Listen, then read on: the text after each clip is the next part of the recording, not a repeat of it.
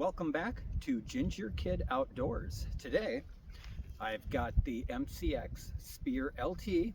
A lot of what the internet's calling it is the Spear Light.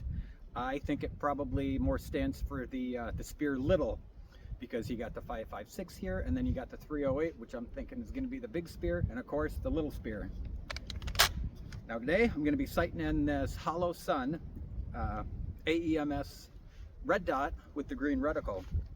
You might be able to see I've switched over my rail covers from the Fab Defense over to a Ergo rail cover system. A little bit more of a rubberized, better grip texture, and then the rail up on top, I went with a ladder cover by Ergo as well, and they are in the OD green. Now these panel covers, I selected OD green, flat dark earth, and brown, but you can see the brown and the flat dark earth. I don't know how well they show up on camera, but there's not really a huge difference in them. But I think it does give a little bit more depth and a easy to do camouflage onto the fore end of the gun, and matches out with this coyote anodizing that's over it. I'm going to be shooting today out of, get that to lock in there, Lancer, what are these? I forget what model Lancer is, but this is their smoke translucent magazine that they make. 10 rounds loaded up. Let's go ahead and get to shooting at 25 yards here, coming up next.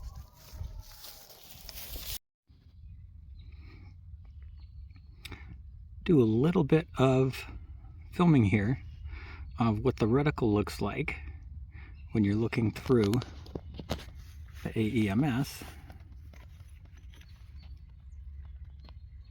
Go back over here. That's set to the solar.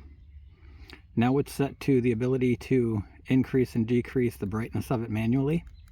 The first setting does not give you that option. You can run through the settings on it for a dot. Just the circle. And of course the circle dot. Where's that button? There it is. Ah, dang it. Wait for it to focus. Come on.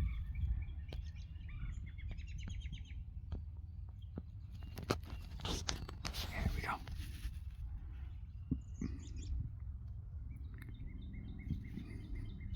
So now I have it on, I believe, the locked setting, because there's 3 settings you can put on. So now it should not, put your hand over it. Oh, it does. Time back out so you can see any kind of interruption to the solar on it. It will dim down the sight, so that way if you're going from inside to outside, it's supposed to help aid in not having it to the point where it's going to wash out your reticle, anything like that. So kind of a quick little view of what this optic looks like. Now I don't know if you can see how bright it is, the distortion of how bright it is. I mean, that'll be something that'll be hard to kind of show on video, but at least here you can get an idea of what the green reticle looks like on the AEMS, the multi-reticle system, or MRS. The next portion, go ahead and load the rifle. I've got it loaded up with 62 grain AAC full metal jackets. Now these are the ones in the previous video, did not cycle through the Geisley Super Duty H-bar very well. We're going to shoot 3 rounds here and see if we're even on paper at 25 yards.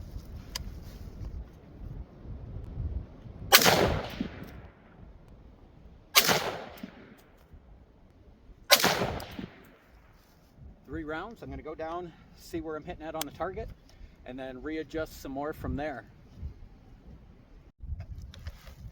Okay, so I adjusted the right and left 16 clicks to equate to around an inch at 25 yards here, and the elevation was about 2 inches high, so I just gave it like almost a full half revolution of the turret. We'll go ahead and shoot 3 more rounds and see where we're hitting.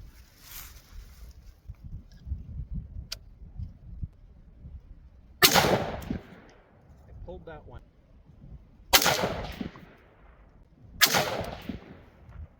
Okay, I'll go down and I'll take a look at what we got. Okay, I'm back here at 50 yards.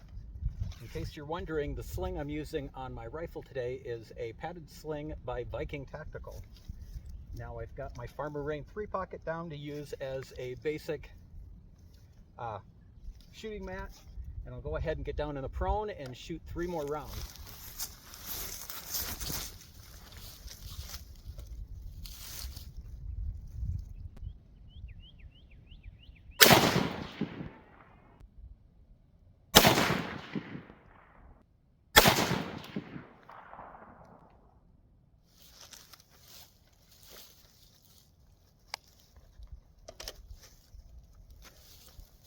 As you can see, everything seems to be cycling okay.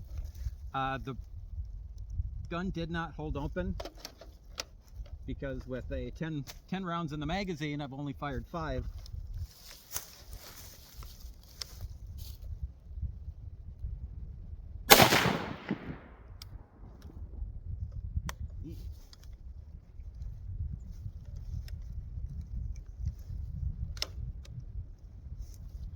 Did not hold open on that one either. So even with the overgassed MCX LT here, it's still not a heavy enough load to actually fully cycle the action.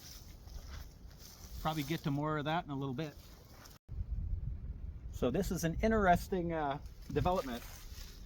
At 25 yards, this is where my group was for the last 3. This was the first 3 that I fired. This is after I adjusted. And now this is where the group is at right now at 50 yards.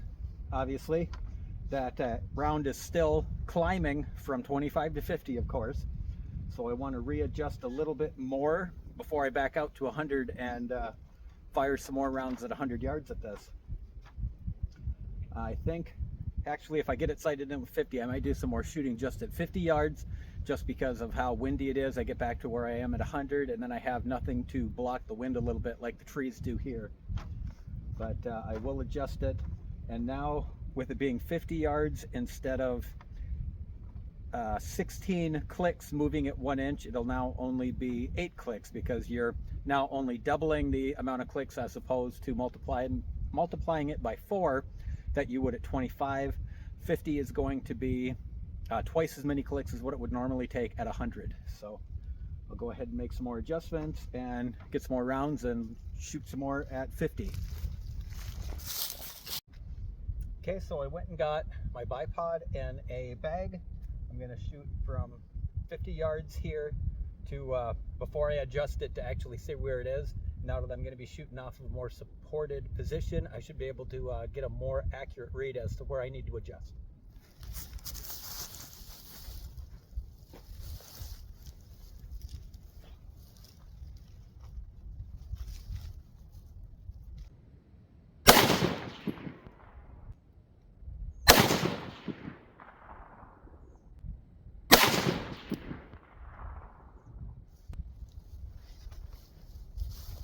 Okay, I'm going to go down, look at the target, come back, then make my adjustments, and hopefully we'll get into shooting some steel. So I went down there, sure enough, I adjusted the rifle 16 clicks down because it's impacting about 2 inches high, and I adjusted it 4 clicks left because it's actually about an inch or so off to the right hand side. So I'm going to go down, shoot 3 more rounds out of it and see if we're now centered in where we need to be for 50.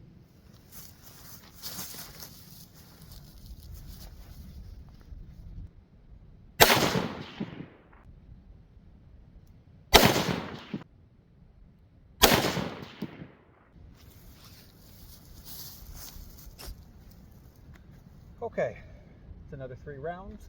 I'll go down, inspect the target, see where we're at, and see if I need to make any other fine adjustments from here. So you ever have one of those instances where, got my headphones on backwards, you can't figure out why you can't get your optics sight in, so you go ahead and Google it and you realize that it's not quarter click adjustments, quarter MOA at 100, it's 50, and you couldn't figure out why every time you make an adjustment it goes the exact opposite. Well, that would be why. Always double check what your adjustments are before heading out and spending the ammo down range. So I'm going to go ahead and try again to see if I've got it sighted in this time using the correct adjustment value for 50 yards, as opposed to thinking it was a quarter and now supplementing it at a half MOA.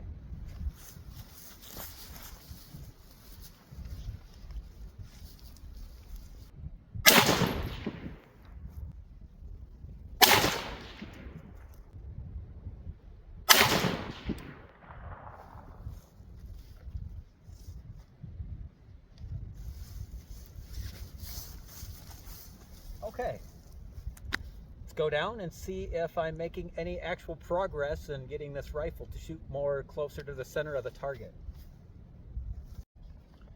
Okay, I think I pretty well got her sighted in now.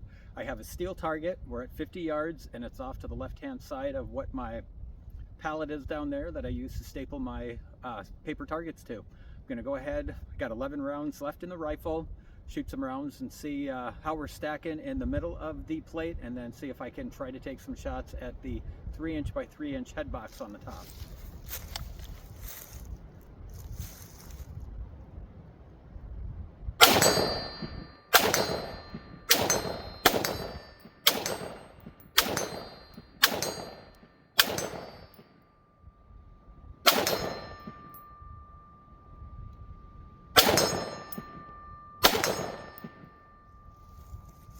Well, she locked back that time, and the last 3 rounds looks like I did manage to hit it in that head box at 50 yards. This is all shooting offhand, of course. Not as fast as what some of the other people are on YouTube for shooting, but at 50 yards I don't think that's doing too bad. It's got a nice ring to it when I've got it set up with the T-post hangers. Now the targets, I actually picked up my steel targets before COVID happened, so the steel I'm using, I'll show you in a minute, is quite a bit cheaper back then than what I've been pricing them out at now. We'll go into that a little bit more next. Now the other rifle I have out today is my SIG556 rifle. This is the 556 Classic. There's been one major upgrade done to this rifle recently, as I managed to get a hold of a 6-port gas plug instead of like the standard 2-port. And we're going to do some shooting with that to see what gas port setting is going to cycle this 62 grain AAC ammo.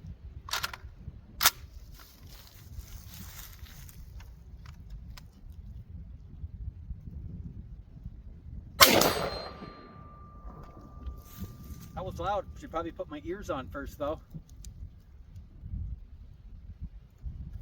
Put them on the right way.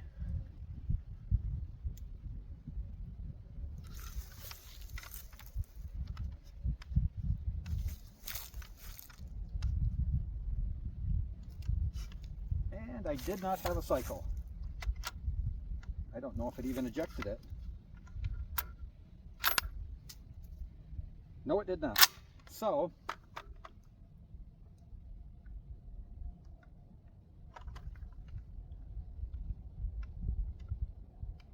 change it to the next port size larger.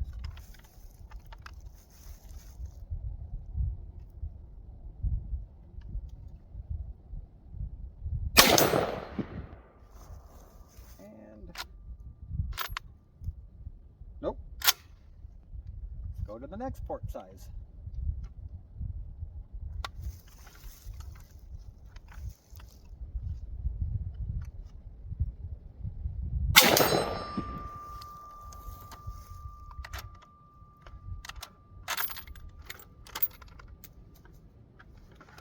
Well, this one should be the next port size.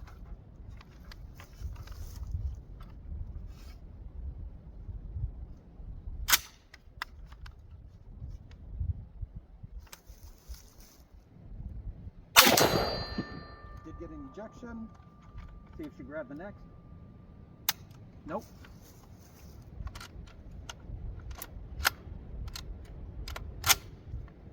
Okay, let's go to the middle.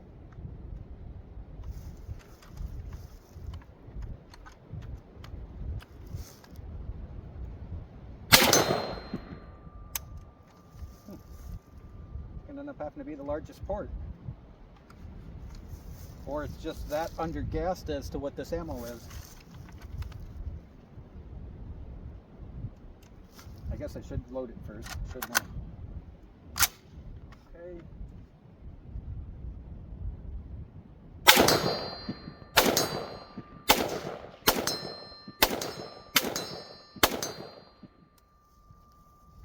Now it's just launching it on that gas setting. I'm going to reinstall the old plug on it and see what we have for distance when shooting with that. Okay, so I put the original gas plug back in it, and we'll see how far it's going to rifle the brass. It's got a solid ejection pattern going forward. And if I shoot it in overgas mode, let's see what that looks like.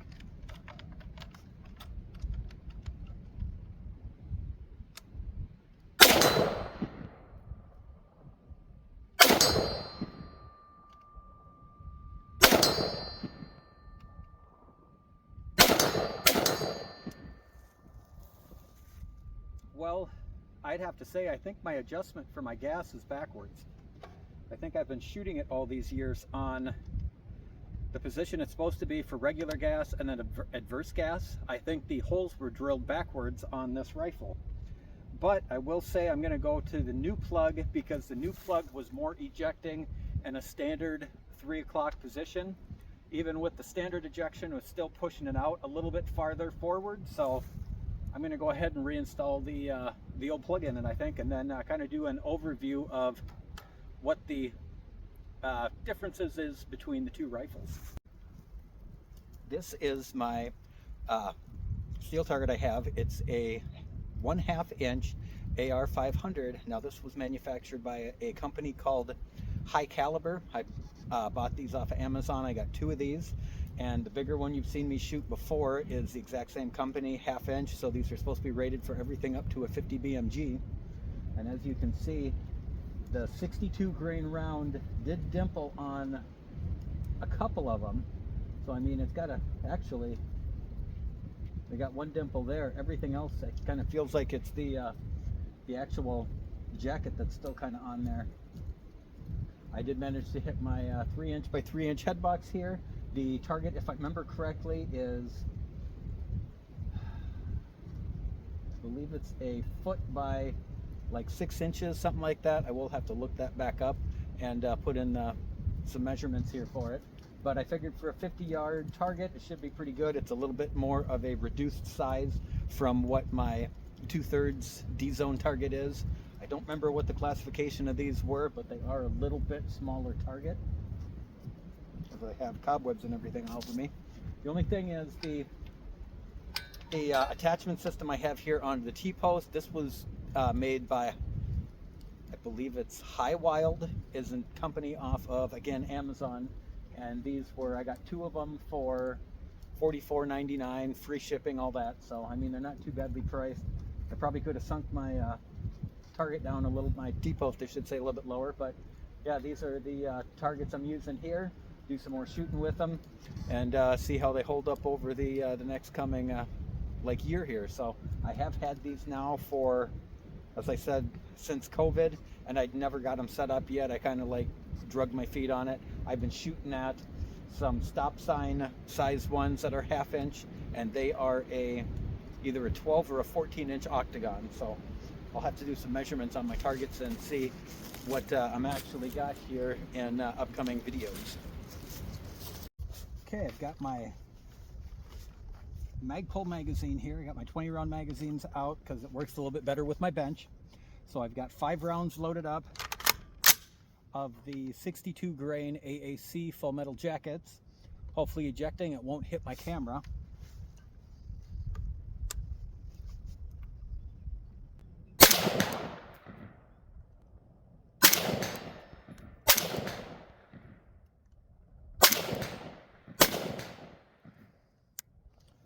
Five rounds, no problem cycling. Everything worked just fine with it. Next, I'm going to go to that position just before this gas position and see if we can get any better cycling.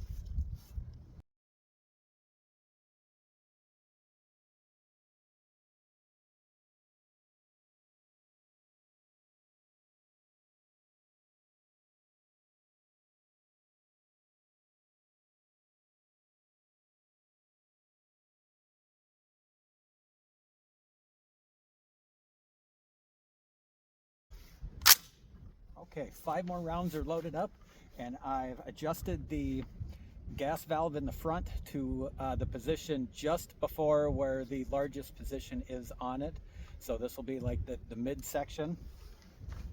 This should work for all other types of 556 with the exception of this underloaded 62 grain.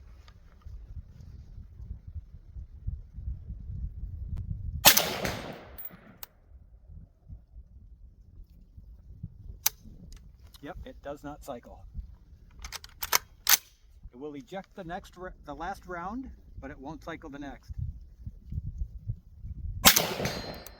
And you could noticeably feel just like the cycle.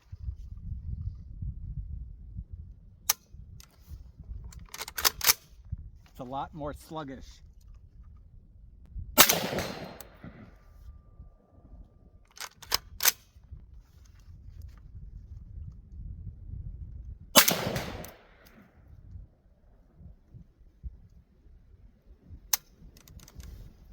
Just don't think this ammo is going to have what it takes to cycle the rifle at this setting.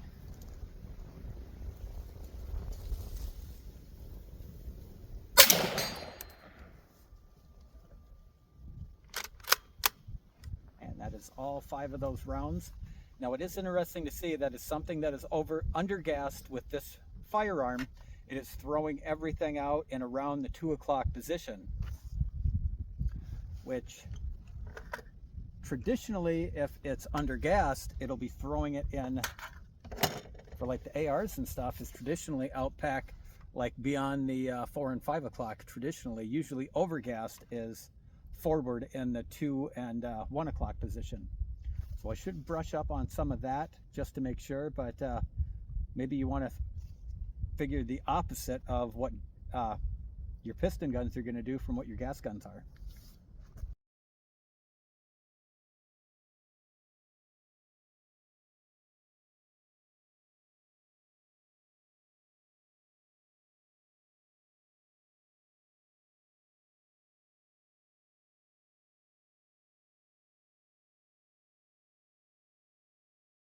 Okay, next up is going to be my MCX Spear LT. This is set on the regular gas setting, and I'm still shooting those 62 grain FMJ by AAC. 5 rounds.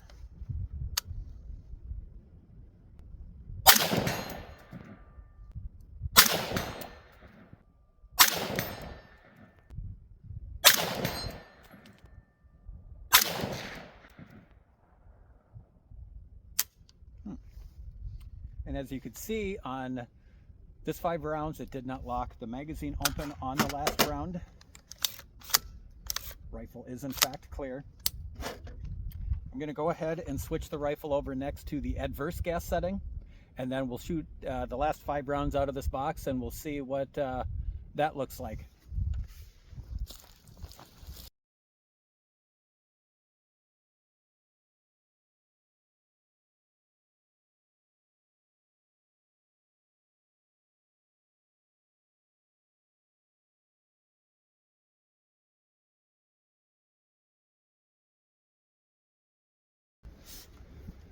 Okay, I have the MCX set to the adverse gas setting. We'll shoot 5 rounds.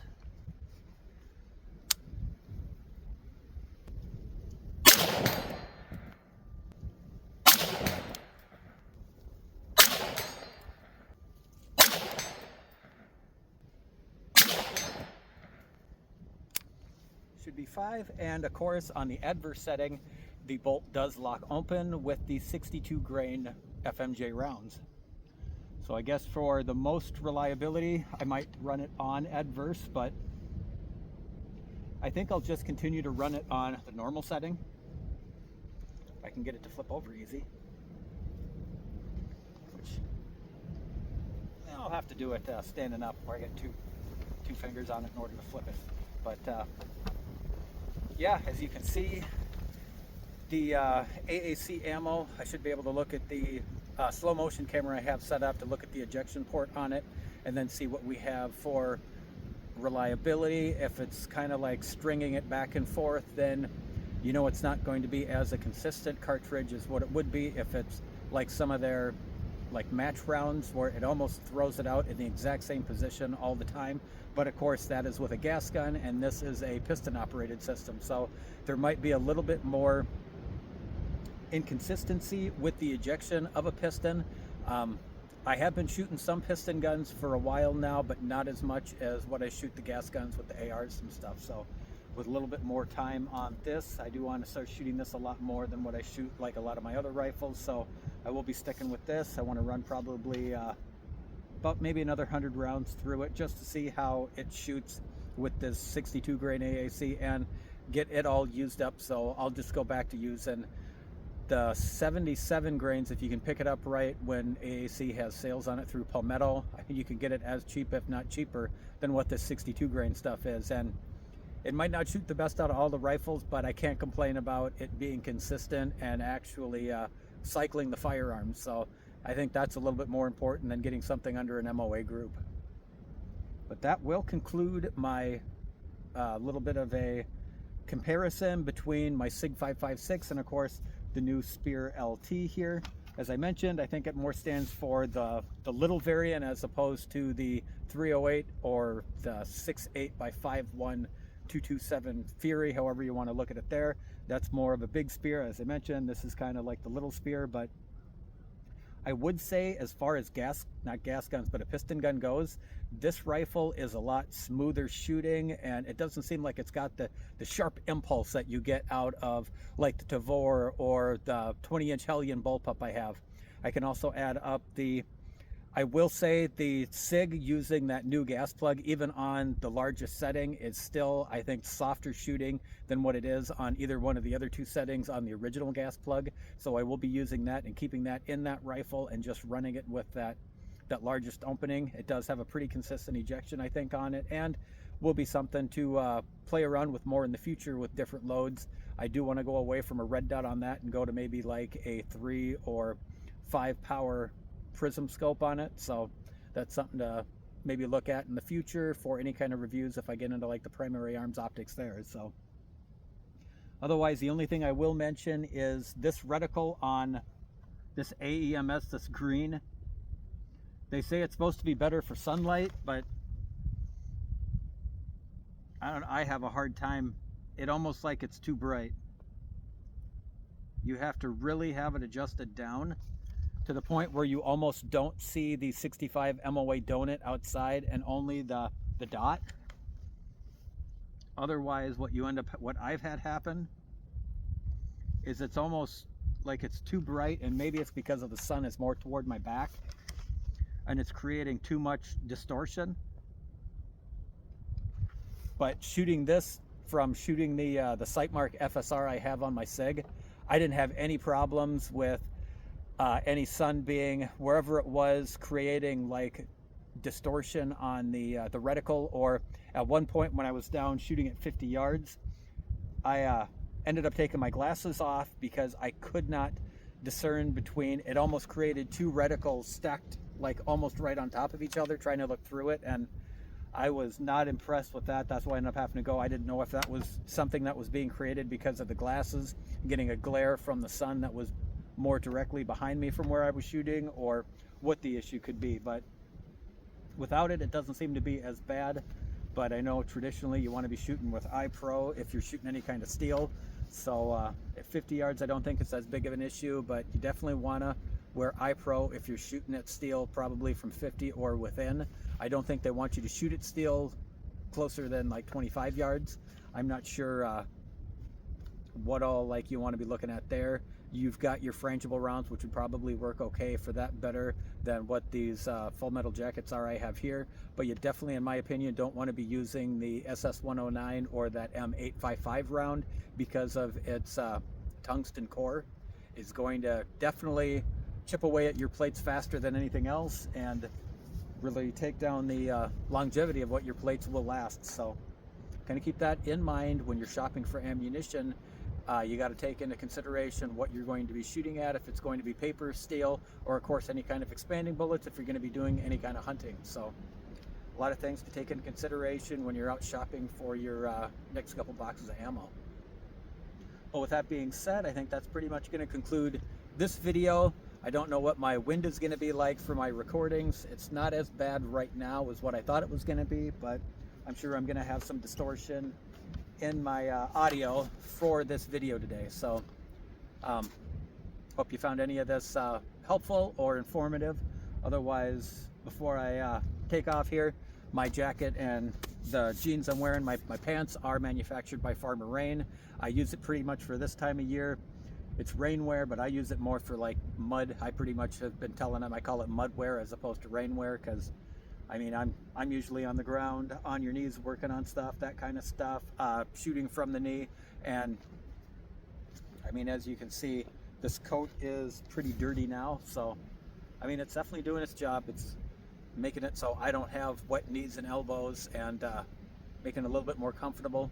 Usually when I'm out here, just today, shooting this video that'll probably only be 20 to 30 minutes long, I've been out here for almost 4 hours. So, I mean, definitely think about what you're going to be wearing when you're going out to the range. So if you're working in any muddy, wet conditions, make sure you have waterproof gear, and yeah, take that into consideration. And if you're looking for anything good for like rainwear, farmerrain.com.